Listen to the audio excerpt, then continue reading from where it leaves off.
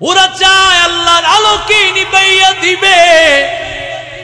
আল্লাহ বলে না না, আল্লাহর আলো কি নিবাইয়া দেওয়া সম্ভব হবে না। কারণ আল্লাহর আলো, যে আল্লাহ আলো জ্বালায়, যে আল্লাহ বাতি জ্বালাইছে, সেই আলো নিবানোর ক্ষমতা কারো নাই। বাতি জ্বলে আছে, ইলেকট্রিক বাতি, এই যে আমাদের সামনে বাতি, আপনি যদি আপনার মুখ থেকে ফু দেন, এই বাতি নিবানো সম্ভব? আরো জোরে বলেন কেন বান্দা সম্ভব না? কারণ এই বাতিকে এইভাবে নিবানো যায় না। এই বাতির একটা পাওয়ার, একটা সুইচ, একটা তার আছে না নাই?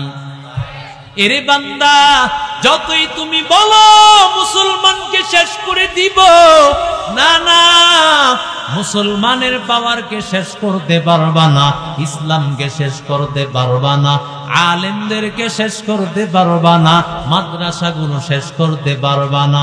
কারণ এই মাদ্রাসার পাওয়ার হাউস ওই কোরআনওয়ালা নবীওয়ালার সাথে, নবীর সাথে সম্পর্ক, এই দ্বীনের সম্পর্ক আল্লাহর সাথে, গোড়া হলো আল্লাহর কাছে।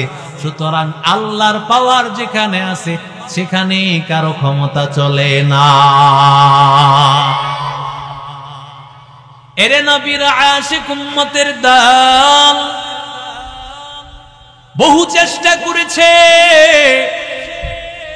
যুগে যুগে নবীদেরকে আওয়াজ বন্ধ করে দেওয়ার জন্য, নবীদেরকে স্তব্ধ করে দেওয়ার জন্য যুগে যুগে কত ষড়যন্ত্র হয়েছে।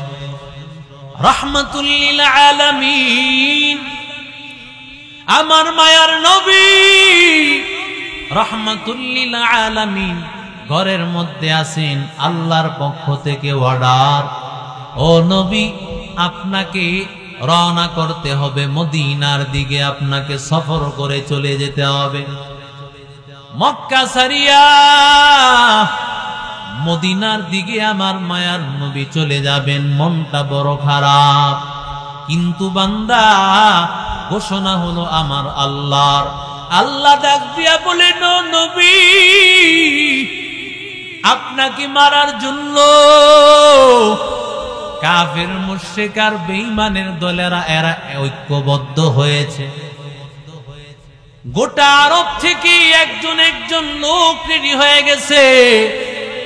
নারায়ণগঞ্জ থেকে একজন নওজোয়ান রেডি হয়ে আছে, আমি মুহাম্মদকে মারব। ঢাকা থেকে একজন রেডি হয়েছে, কুমিল্লা থেকে একজন রেডি হয়েছে, চট্টগ্রাম থেকে একজন রেডি, সিলেট থেকে একজন রেডি। এইভাবে গোটা আরব প্রান্ত থেকে একজন একজন করে নওজোয়ান।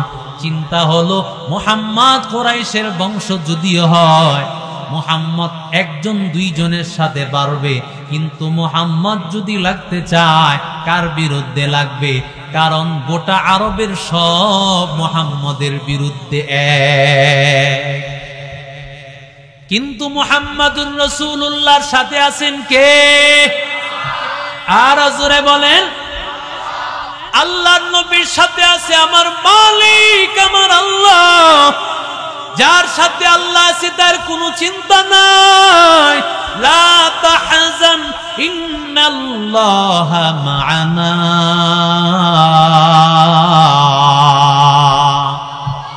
আল্লাহ বলেন চিন্তা করিও না, ওয়ালা তাহিনু ওয়ালা তাহজানু ওয়া আনতুমুল আ'লাউনা ইন কুনতুম মুমিনিন।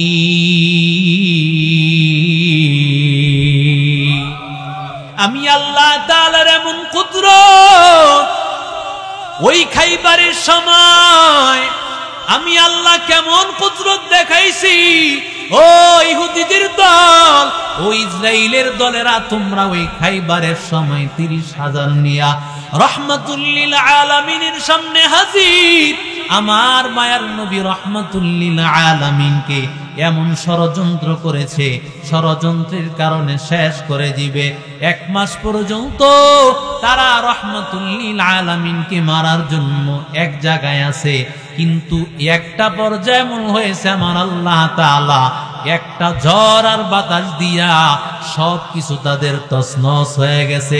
আল্লাহ তাআলা এমন আতঙ্ক ঢুকায় দিয়েছে, ওই ইহুদি আর ইসরায়েলের দলেরা এরা পালাইয়া যাইতে বাধ্য হয়েছে। ও ইসরায়েলের দলেরা, পরিষ্কার শুনে রাখো, যেমনি ভাবে রাহমাতুল লিল আলামিনের যুগে খাইবারে তোমরা পরাজিত হয়েছ, পরিষ্কার শুনে রাখো, তোমাদের কপালে জয় নাই।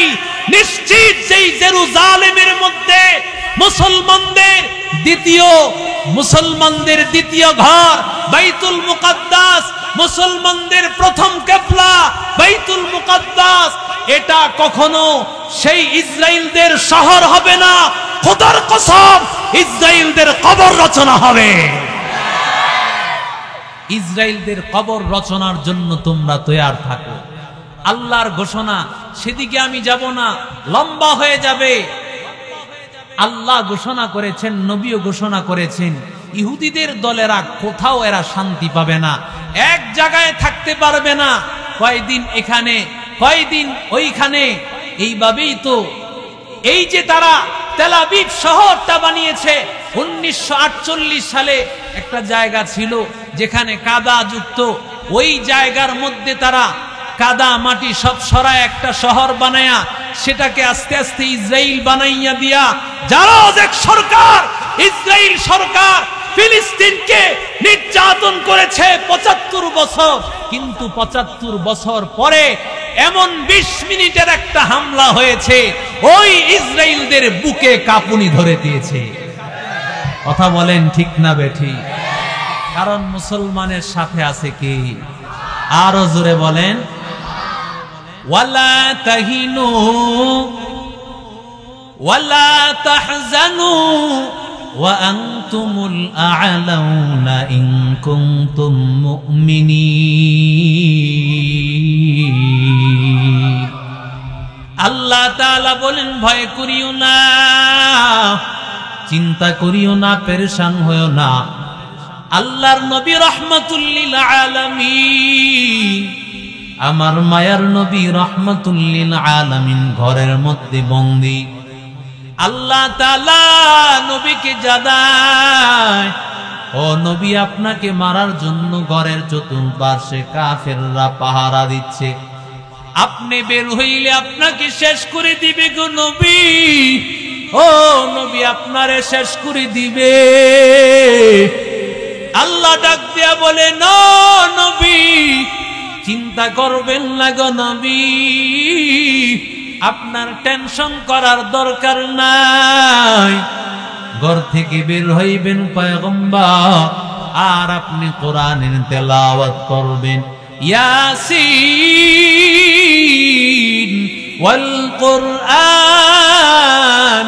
হাকীম ইন্নাকা লামিনাল মুরসালিন আলা সিরাতিন মুস্তাকিম তানজিলাল আজিজির রহিম লিতুনযিরা কওমান মা উনযিরা آباؤهم فهم غافلون لقد حق القول على أكثرهم فهم لا يؤمنون إنا جعلنا في أعناقهم أغلالا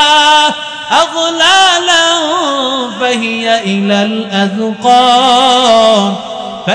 إلى الأذقان فهم مقمحون وجعلنا من بين أيديهم سدا ومن خلفهم سدا فأغشيناهم فهم لا يبصرون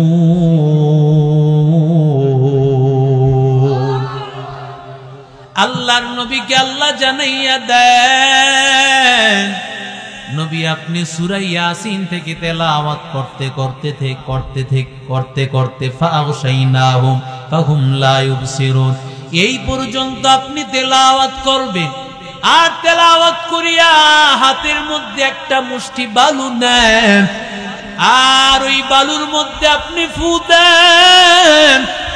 ফু দিয়া ওই বালুটা আপনি কাফের মুশরিকদের চোখ বরাবর আপনি নিক্ষেপ করবেন, আর এদের সবার চোখের মধ্যে পৌঁছায় দেওয়ার দায়িত্ব আমি আল্লাহ। এরে নবীর উম্মতের দল, রাহমাতুল লিল আলামিন, আমার মায়ার নবী বের হয়ে গেলেন। আল্লাহর নবী রাহমাতুল লিল আলামিন সূরা ইয়াসিন তেলাওয়াত করলেন। সূরা ইয়াসিন তেলাওয়াত করি আমার মায়ার নবী ফাগশাইনাহুম ফাহুম লা ইউবসিরুন, এই আয়াত পর্যন্ত তেলাওয়াত করিয়া নবী হাতে বালুর মধ্যে ফু দিয়া কাফেরদের বরাবর বালুগুলো ছেড়ে দিলেন। আর আল্লাহ তাআলা সব কাফের মুশরিকদের চোখে আল্লাহ পৌঁছাইয়া দিলেন। কাফের মুশরিকেরা চোখ ডলতেছে, আর আমার মায়ার নবী চাঁদের সামনে দিয়া চলে গেছে, খবর নাই। সকাল বেলায় গিয়া দেখে ঘরের মধ্যে হযরত আলী, সুবহানাল্লাহ, আলীকে রেখে গেছে। কেন? নবীজির কাছে কাফের মুশরিকরা আমানত রাখতো, কারণ জানতেন নবী কখনো আমানতের খেয়ানত করে না। নবী চিন্তা করেছেন মক্কায় যাব, আমার আমানত এই মালগুলো যদি আমি নিয়ে যাই, বুঝায় না দিয়া যাই, কাফের মুশরিকরা বলবে নবীজি আমানতের মাল খেয়ে ফেলেছেন, খেয়ানত করেছেন। হযরত আলীর কাছে বুঝাইয়া দিয়া চলে গেছেন। কয় কোথায় মুহাম্মদ? কয় মুহাম্মদ তো তোমাদের সামনে দিয়েই চলে গেছে, সুবহানাল্লাহ। এজন্য কোন শত্রু যদি আপনার সামনে থাকে, যেই শত্রু আমারে পাইলেই মারা ফেলবে, তার সামনে এই আয়াত তেলাওয়াত করে ফু দিবেন, আল্লাহ ওর চোখটার সামনে কুদরতি একটা পর্দা আল্লাহ ঢেলে দিবে। আরো জোরে বলেন। এরে নবীর আশিক উম্মতের দল, আল্লাহ তাআলা বলেন মুসলমানের সাথে, জোরে বলেন আছেন কি? আরো জোরে বলেন। মুসলমানের সাথে আমার আল্লাহ, মুসলমানকে কেউ পরাজয় করতে পারবে না। ফেরাউন স্বপ্ন দেখলো বাইতুল মুকাদ্দাস থেকে একটা আগুনের কুণ্ডলী আসিয়া মিশরটাকে, গোটা মিশরটাকে ঘেরাও করে ফেলেছে। কিন্তু আগুনের এই কুণ্ডলীটা আসিয়া মিশরের মধ্যে যারা ছিল, শুধুমাত্র কিপ্তি তথা ফেরাউনের বংশধর যারা ছিল, এদেরকেই গ্রাস করতেছে। মুসা আলাইহিস সালাতু ওয়াস সালামের আদর্শের বনি ইসরাইলের, তখন তো মুসা নবী হন নাই। বনি ইসরাইল সেই ইতিহাস তো লম্বা, তারা 400 বছর পর্যন্ত তারা মিশরের মধ্যে ছিল। সেই ইউসুফ আলাইহিস সালামের পর থেকে 400 বছর পর্যন্ত ছিল ইয়াকুব নবীর ধারাবাহিকতায়। ইয়াকুব নবীর একটা নাম হলো ইসরাইল। ইসরা মানে হলো বান্দা, ইল মানে হলো আল্লাহ, ইসরাইল মানে হলো হিব্রু ভাষায় আল্লাহর বান্দা। এরে নবীর উম্মতের দল, ইয়াকুব আলাইহিস সালামের বংশে আল্লাহর বান্দা যারা দুনিয়াতে আসছে, তাদের সবাইকেই বলা হয় বনি ইসরাইল। এদের যত নবী আসছে সব বনি ইসরাইলের নবী। এরে আল্লাহর বান্দা, এরে নবীর আশিক উম্মতের দল, এই স্বপ্ন দেখার পর, স্বপ্ন যখন দেখেছে, এবার স্বপ্ন দেখার পর এলাকার মধ্যে যারা স্বপ্নের ব্যাখ্যা করতে পারে তাদেরকে জিজ্ঞাসা করলো স্বপ্নের ব্যাখ্যা কি। এলাকার যারা স্বপ্নের ব্যাখ্যা করে গণক, এরা জানাইলো ফেরাউন, ও বাদশাহ, আপনার বাদশাহী খতম করবে বনি ইসরাইলের একজন যুবক। সুবহানাল্লাহ বললেন। বনি ইসরাইলের এক নওজোয়ান যুবক আপনার বাদশাহী খতম করিয়া এই বাদশাহীর মসনদে বসবেন। এই ঘোষণা শোনার পর এবার ফেরাউন ঘোষণা করলো, যত পুরুষ মানুষ আছে সব বনি ইসরাইলের ছেলে সন্তানগুলো মেরে ফেলবা। ইউযাব্বিহুনা আবনাআকুম ওয়া ইস্তাহয়ুনা নিসাআকুম। ছেলে সন্তান হইলে জবে করে ফেলে, মেয়ে সন্তানগুলোকে মারে না, বাঁচাইয়া রাখে। কিন্তু আল্লাহ যদি চান তাহলে বান্দা এই সিদ্ধান্তের পরেও বাঁচায়া রাখার ক্ষমতা কার? আরো জোরে বলেন। আল্লাহ চাইলে গোটা দুনিয়ার শক্তি, গোটা দুনিয়ার শক্তি দিয়াও বান্দা যত শক্তি প্রয়োগ করো না কেন, কোনোভাবেই ইসলামকে দমন করা যাবে না, কোরআনকে দমন করা যাবে না, হককে দ্বীনকে দমন করা যাবে না, ঠিক কিনা? ছেলে সন্তানগুলো মারিয়া ফেলে, মেয়ে সন্তানগুলো বাঁচাইয়া রাখে। একটা পর্যায়ে এমন হয়ে গেছে, সব ছেলে সন্তান যখন মেরে ফেলতেছে, বনি ইসরাইলের লোকদেরকে দিয়া কঠিন কঠিন কাজগুলো করাইতো কিপ্তিরা, মানি ফেরাউনের বংশের লোকেরা। ফেরাউনের বংশের লোকেরা বনি ইসরাইলদেরকে গোলাম বানায়া রাখছে। যত কঠিন কাজ এদের দিয়া করাইতো, লোহা কাটার কাজ, পাথর ভাঙ্গার কাজ, বিল্ডিং নির্মাণের কাজ পুরুষের দ্বারা করাইতো, মহিলাদের দ্বারা কাপড় বোনার কাজ আর সুতা কাটার কাজ এগুলো মহিলাদের দ্বারা করাইতো। শুধু তাই না, যারা অক্ষম ছিল এদের থেকে কর আদায় করত। এমন জুলুম আর নির্যাতন বর্তমানে মুসলমানের উপর আছে না নাই? এরে নবীর আশিক উম্মতের দাম। এবার কিপ্তি লোকেরা তারাই বলল, ফেরাউন যদি এইভাবে বনি ইসরাইলদেরকে মারতেই থাকে, একটা সময় এমন হয়ে যাবে, মানুষ ছেলে সন্তান যদি না থাকে আমাদের কাজ করার কেউ তো থাকবে না, পরে কাজ তো আমাদেরই করতে হবে। কথা কয় না? তাহলে কি করা যায়? 1 বছর মারবেন আর 1 বছর মারবেন না। যেই বছর মারবে না সিদ্ধান্ত নিছে, ওই বছর মুসা আলাইহিস সালামের ভাই হারুন আলাইহিস সালাম হয়ে গেছে। সুবহানাল্লাহ কইলেন না? কুদরত শুনেন, আল্লাহর কুদরত। মুসলমান, আল্লাহ তাআলা তো গোটা কোরআনকে নিয়ে আলোচনা করলে আল্লাহর কত শক্তি। মুসলমানকে তো, মুসলমান কখনো মনোবল হারানোর কিছু নাই। মুসলমানের সাথে আছেন কে? সিদ্ধান্ত অনুযায়ী 1 বছর মারবে আর 1 বছর মারবে না। তো যেই বছর মারবে না ওই বছর মুসা আলাইহিস সালামের ভাই হারুন আলাইহিস সালাম হয়ে গেছে। যেই বছর মারার সিদ্ধান্ত ওই বছর হইছেন মুসা আলাইহিস সালাম। সুবহানাল্লাহ বলেন। কিভাবে হলেন? মুসা আলাইহিস সালাতু ওয়াস সালাম মায়ের গর্ভে যখন আসছেন, কারণ নবীর মারা তো আমাদের মতো মা হবে না, বলেন ঠিক না? নবীর মা যারা হবে তারা তো আর সাধারণ কোনো মহিলা না, কারণ নবী হওয়ার জায়গা যেটা, ফ্যাক্টরি যেমন মাল আমদানি তেমন হবে। মুসা নবীর মতো এমন জলিলুল কদর নবী যেই মার পেট থেকে আসবে, সেই মা তো সাধারণ কোনো মা হবেন না। তো মা মুসা আলাইহিস সালাতু ওয়াস সালামকে গর্ভে ধারণ করেছেন। সাধারণত মহিলাদের যেই আকৃতি বোঝা যায় সেগুলো তার কিছুই ছিল না। সুবহানাল্লাহ বলবেন না? একটা বাচ্চা হইলে একজন মহিলার যেই গঠন আকৃতি চেঞ্জ হয়, পরিবর্তন হয়, কিছুই নাই। এমনকি তার কোনো হালত পরিবর্তন নাই, কোনো কষ্টও নাই। সুবহানাল্লাহ বলেন। এই কুদরত তো আমাদের রাহমাতুল লিল আলামিনের মা আমেনার কথা আপনারা বহু শুনেছেন। এরে নবীর আশিক উম্মতের দল।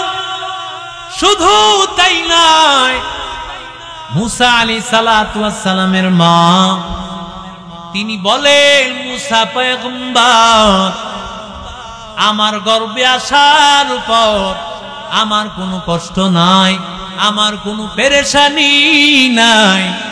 শুধু তাই নয়, মুসা নবী কোনদিন জন্মগ্রহণ করার পরেও কোনদিন কান্না করে নাই। আর জোরে বলেন। রাহমাতুল লিল আলামিনের ব্যাপারেও হালিমাতুস সাদিয়া বলেন, হালিমাতুস সাদিয়া বলেন, আমার সন্তান মুহাম্মদ, মুহাম্মদ এমন একজন সন্তান, এই সন্তান খোদা লাগলেও কোনোদিন মুহাম্মদ কাঁদে নাই। যখন মুহাম্মদুর রাসূলুল্লাহর যখন ঘুম ধরেছে তখনও মুহাম্মদ কাঁদে নাই, কষ্ট পাইলেও কাঁদে নাই। আল্লাহর কসম করে বলি, মুহাম্মদুর রাসূলুল্লাহর যখন লজ্জাস্থান থেকে কাপড়টা সরে যাইত, ছোট্ট বাচ্চা মুহাম্মদের লজ্জাস্থান থেকে কাপড়টা সরিয়া যাইত, কান্না করিয়া দিত। ইমামুল আউয়ালিন আল আখিরিন বাহরে সাদকা রাহমাতাল লিল আলামিন সাইয়্যিদুল কাউনাইন খাতমুল মুরসালিন আখিরামাত বুতে ফখরুল আউয়ালিন তু কুজাও সুন্নতে আহমদ তু কুজা বা মুহাম্মদ কই বুয়াদ নিসবত তোরা করে শৈতা মি কুনি নামত ওয়ালি গরওয়ালি লানতাস্তাই বরওয়ালি হম সুরাতো হম সিরাতে মুস্তাফা দর তমামি হালে ও কুন ইত্তিবা সুন্নতে খায়রুল বাশার। জোরে কোন আল্লাহু আকবার। স্ত্রী আসিয়াকে তুমি সালাম জানাইও, সুবহানাল্লাহ বলেন। তুমি আসিয়াকে সালাম জানাইও, মারিয়ামকে তুমি সালাম জানাইও। আল্লাহর নবীর স্ত্রী খাদিজাতুল কুবরা ডাক দিয়া কয়, ও পয়গম্বর, আপনার 25 বছর, আমার 40 বছর বয়স, তখন বিবাহ আপনার তখন কোনো হয় নাই। আপনি সর্বপ্রথম আমার বিবাহ বন্ধনে একসাথে দুইজনে আবদ্ধ হলাম। আপনি কাকে সালাম জানানোর কথা বলেন? আমার আগে কাউকে বিবাহ করেন না, আমার জীবদ্দশায় তো কাউকে বিবাহ করলেন না। তাহলে পয়গম্বর কাকে সালাম জানানোর কথা বলেন? আমার নবী ডাক দিয়া কয়, ও খাদিজা, জানো আমার আল্লাহ তাআলা আসিয়াকে আর মারিয়ামকে আল্লাহ তাআলা আমার স্ত্রী হিসাবে নির্বাচন করেছে। এরে নবীর আশিক উম্মতের দল, কোরআনওয়ালাকে ভালোবাসো, কোরআনওয়ালাকে ভালোবাসা জান্নাতে যাওয়ার কারণ। এরে আল্লাহর বান্দা, কোরআনওয়ালার কারণে আল্লাহ গোটা এলাকার উপর রহমত দান করেন, গোটা এলাকায় রিজিক দেন, গোটা এলাকায় আল্লাহ শান্তি দেন। একটা ঘটনা বলে আজকের মতো বিদায় হয়ে চলে যাব বান্দা। এরে আল্লাহর বান্দা, আজ থেকে বাড়ায় 400 বছর আগের একটা ঘটনা। আল্লাহর এক বান্দা, সৌদি আরবের একটা সন্তান, আল্লাহর বান্দা, যুবক, কোরআনের হাফেজ, রওনা করেছি সফরের মধ্যে নৌকায়। হঠাৎ করে নৌকার মধ্যে একটা জলোচ্ছ্বাস যখন সাগরের মধ্যে আসছে, নৌকাটা ভেঙ্গে যেয়ে ওই নৌকার মধ্যে সব মানুষগুলো সাগরের মধ্যে হাবুডুবু খায়া, একটা মানুষও নাই। কিন্তু আল্লাহর বান্দা, একটা বালক কোরআনের হাফেজকে আমার আল্লাহ একটা তক্তার উপর ভাসাইয়া ভাসাইয়া বাঁচাইয়া দিয়েছে। বাঁচতে বাঁচতে মালদ্বীপের একটা জায়গা, ওই জায়গার মধ্যে সকাল বেলায় জেলেরা মাছ ধরতে গিয়া ওরা তাকাইয়া দেখে একটা ছোট্ট একটা বালক, চেহারা বড় পূর্ণিমার চাঁদের মতো সুন্দর। কারণ নবীর দেশের মানুষ, ওদের চেহারা বড় সুন্দর হয়, আরব দেশের মানুষের চেহারা বড় সুন্দর হয়। এরে আল্লাহর বান্দা, বাচ্চাটাকে তাদের নৌকার মধ্যে তুলিয়া ফেললো। নৌকার মধ্যে তুলিয়া ওদের কাছে তো এই রহস্য না, এই সন্তানের মহত্ব তো তারা বোঝে না। তারা এটাও জানে না এই সন্তান যে কোরআনের হাফেজ, ওরা চিনে না। কারণ রতনে রতন চিনে, কথা বলেন ঠিক না বেঠিক? স্বর্ণকারে স্বর্ণ চিনে। অন্য কোন বান্দা, দুনিয়ার সাধারণ মানুষ এরা বুঝবে না। কামারের দোকানে নিয়ে স্বর্ণ দিলে স্বর্ণ চিনবে না। এরে আল্লাহর বান্দা, কোরআনের হাফেজ থেকে উঠাইছে। ওই সময় মানুষের বেচা কিনা চলতো, বাজারে মানুষ বিক্রি হতো। সুন্দর একটা বালক, এই বালকটাকে নিয়ে মালদ্বীপ শহরে বাজারের মধ্যে উঠাইছে। বাজারের মধ্যে উঠাইয়া এবার বাজারের মধ্যে তাকে বেচার জন্য দাম উঠাইছে, তাকে কেনার জন্য অনেক মানুষ আছে, কিন্তু চড়া মূল্য। অনেক মূল্য দেখিয়া তার কাছে কেউ ভিড়তে পারে না। এমন সময় মালদ্বীপের মধ্যে ওই এলাকার একজন ধনী মহিলা, মহিলার টাকা পয়সার অভাব নাই, মহিলার ঘরের মধ্যে একজন কন্যা সন্তান, কিন্তু ছেলে সন্তান নাই। ওই মহিলার বড় বড় আশা, একটা যদি ছেলে সন্তান হইতো, ওই সন্তানটা আমাকে মা মা বলিয়া ডাকতো। এরি আল্লাহর বান্দা, ওই মহিলার স্বামী নাই, মনের মধ্যে বড় আশা, একটা ছেলে সন্তান যদি পাইতাম। বাজারে আসিয়া দেখে সুন্দর একটা বালক, চেহারা বড় চাঁদের মতো সুন্দর। কত টাকা লাগবে রে, আমার এই ছেলেটা দে, ছেলেটাকে আমি সন্তান হিসেবে পরিচয় দিব। ছেলেটাকে চড়া মূল্য দিয়া ঘরের মধ্যে নিয়া সন্তান হিসাবে পরিচয় দিতে লাগলো। ছেলেটা মাকে আম্মু বলিয়া ডাকে, মা ও ছেলেকে সন্তান বলিয়া বাবা বাবা বলিয়া ডাকে। বোনটা ভাইটাকে ভাই ভাই বলিয়া ডাকে, ভাইটাও বোনটাকে বোন বোন বলিয়া ডাকে। মোহাব্বত আর মায়ার বন্ধন হয়ে গেছে। কিন্তু বান্দা এতক্ষণেও জানে না এই সন্তানটা যে কোরআনের হাফিজ। কারণ ওই মালদ্বীপ একটা এমন শহর, ওই শহরের মধ্যে আল্লামা ইবনে বতুতা বিশিষ্ট যিনি পর্যটক, অনেক বড় একজন পর্যটক, আল্লামা ইবনে বতুতা রহমতুল্লাহি আলাইহি তার কিতাবের মধ্যে ঘটনা বর্ণনা করেন। এরই আল্লাহর বান্দা, ওই এলাকার মধ্যে সবাই অগ্নি পূজারী, কেউ মুসলমান নাই। সব মানুষগুলো আগুনের পূজা করে, আল্লাহকে মানে না, কোরআন মানে না, দিন মানে না, নামাজ পড়ে না। ওই মানুষ কোরআনের হাফেজ আবার কিভাবে চিনবে? হঠাৎ করিয়া একদিন মার দিকে তাকাইয়া দেখি মা কান্না করতেছে। মা অজুর দ্বারাই কান্না করতেছে। ছেলেটা ডাক দিয়া বলে, মা কেন তুমি কান্না করো? মা ডাক দিয়া কয়, রে সন্তান, ও সন্তান আমার, এই এলাকার মধ্যে এমন একটা অবস্থা ছিল, প্রতি বছর এমন একটা জলোচ্ছ্বাস আসিয়া এলাকার মধ্যে দুর্ঘটনা করি এলাকার বহু মানুষ মারা যাইত। এলাকা থেকে গণকেরা সিদ্ধান্ত দিয়েছে, এলাকা থেকে প্রতি বছর যদি একজন নওজোয়ান একটা মেয়েকে, যুবতী মেয়েকে নিয়া অমুক একটা রাম মন্দিরে নিয়া যদি রাখিয়া দিতে পারো, বড় একটা দেও দানব, ওই দানব আসিয়া তাকে খেয়ে ফেলবে, আর তোমাদের কাউকে কিছু করবে না।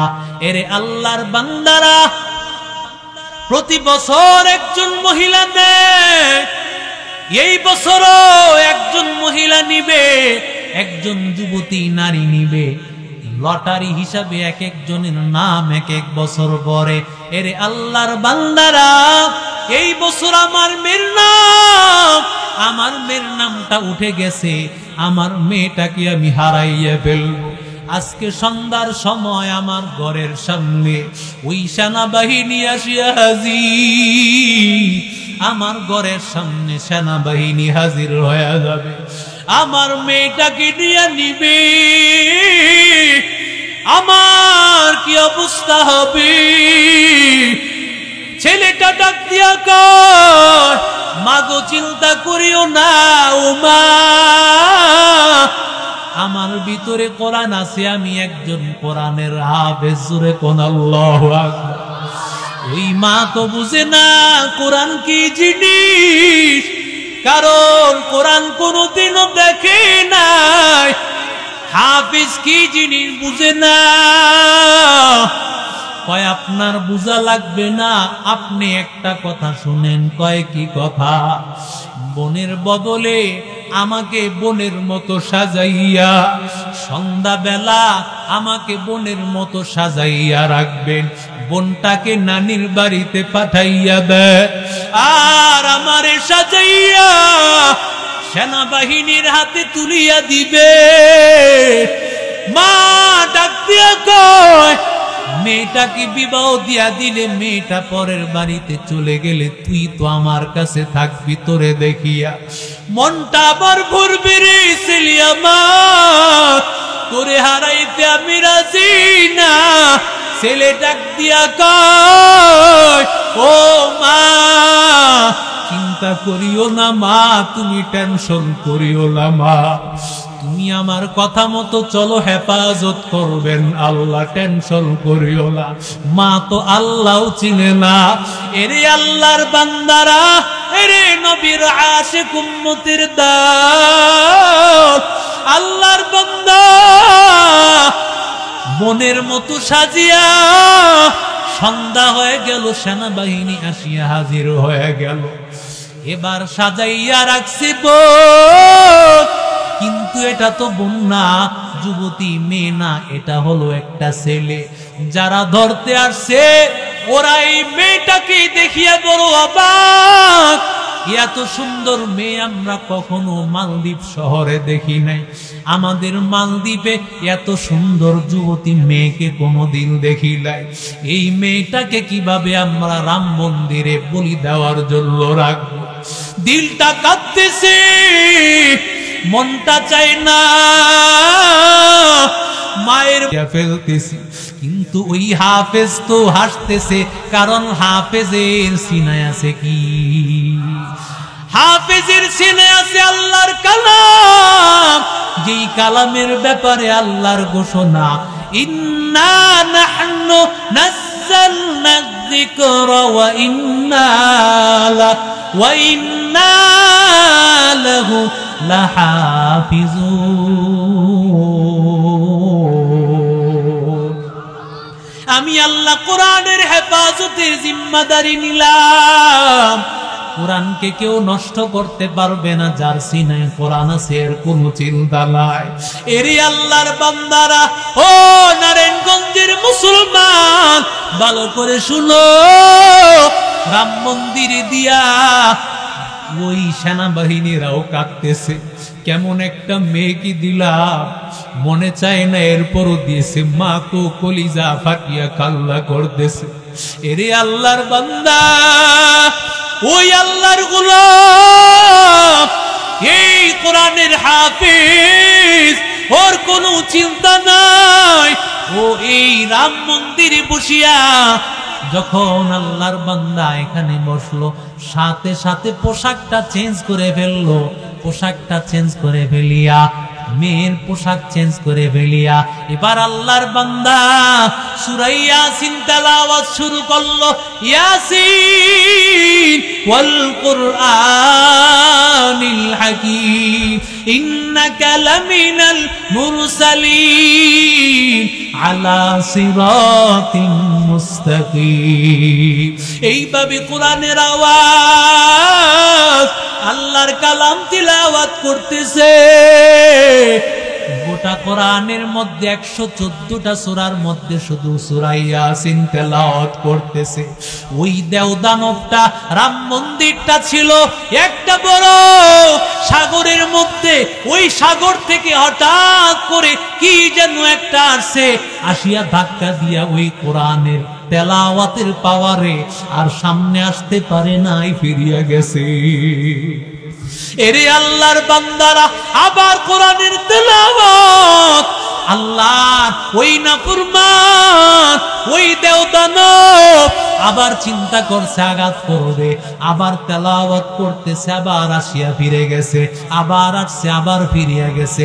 সকাল হওয়ার পরে সবাই আসিয়া দেখি কই কোনো মরা মানুষের লাশ নাই, কোন মহিলার লাশ নাই, একটা যুবক আল্লাহর বান্দা, টকটকে একটা যুবক সুন্দর চেহারার বসে আছে। কিরে তুমি কেন এখানে? তো একজন যুবতী মহিলা রেখে গিয়েছিলাম। কয় না না, তোমরা আমাকেই রেখে গিয়েছিলা। কিভাবে? তুমি এখানে কিভাবে? কয় আমার ভিতরে আছে আল্লাহর কালাম, ওই আল্লাহর কালাম আমি তো গোটা কালামে 114 সূরা তেলাওয়াত করি নাই, শুধুমাত্র একটা সূরা, সূরা ইয়াসিন তেলাওয়াত করেছি। আর ওই কালামের কারণে কাফের মুশরিক আর শয়তান, যেই শয়তানের প্রভাবে তোমাদেরকে প্রতি বছর একজন যুবতী মহিলা নিয়ে যাইতো, আর তোমাদের চিন্তা করা লাগবে না, এখন থেকে টেনশন হবে না। সাথে সাথে ওই হাফেজে কোরআনকে দেখিয়া ওই মালদ্বীপে যারা মুশরিক ছিল, নাফরমান ছিল, এরা সাথে সাথে তার হাতে কালেমা পড়ে মুসলমান হয়ে গেছে। ও দেওবন্দের মুসলমান, এই জন্য কোরআনকে মুহাব্বত করো। এই এলাকার মধ্যে শান্তি হয়, এলাকার মধ্যে শান্তি আসে কোরআনের কারণে। আজকে এলাকার মধ্যে এতগুলো মানুষ কেন? আর কিছু নয়, আমার কি আছে? শুধুমাত্র কোরআনের আওয়াজ শুনিয়া, তেলাওয়াত শুনিয়া। কারণ আল্লাহর তেলাওয়াতের এত দাম। আলেমের বিরোধিতা করিও না যুবক, কোরআনের বিরোধিতা করিও না। এই কোরআনের সাথে যদি নিজের সম্পর্ক লাগাইয়া রাখতে পারো, এরে আল্লাহর বান্দারা, হাসুরের ময়দানে এরে আল্লাহর বান্দা মাদ্রাসার মধ্যে বাবুর্চির চাকরি করে আল্লাহর এক বান্দা, ওই আল্লাহর বান্দাটাকে ছাত্ররা তাকে মজাক করিয়া সবাই তাকে গাদা বলিয়া, গরু বলিয়া ডাক দিত, গরু বলিয়া ডাক দিত। ছাত্ররা অনেক সময় অনেক কিছু বলিয়া ডাক দেয়, বাবুর্চিরে গরু বলিয়া ডাক দেয়। কিন্তু বাবুর্চি এমন সোজা, এত সাধারণ একজন মানুষ, কোনোদিনও রাগ হয় নাই।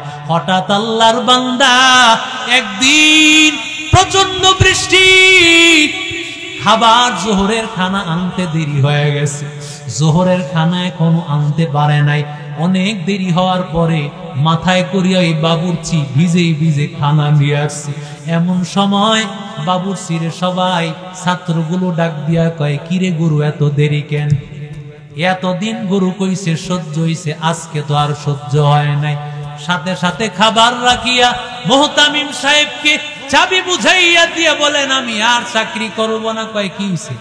কয় এতদিন সহ্য করছি, আপনার ছাত্ররা বলছে সব সময় আমারে গরু কয়া ডাকে, ভিজ্জা তাদের জন্য খানা আনছি, এখনো আমারে কয় গরু, আমি আর কাজ করব না।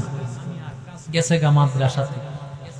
কিছুদিন পর আল্লাহর বান্দা আবার আসিয়া মাদ্রাসায় হাজির, বলে হুজুর আমাকে আবার দেন, আমি মাদ্রাসার খেদমত করব। কয় তুই না নিজেই চাকরি বুঝাইয়া দিয়া গেলি, চাকরি করবি না? কয় হুজুর না না, আমি এখন থেকে মৃত্যু পর্যন্ত মাদ্রাসার খেদমত করব।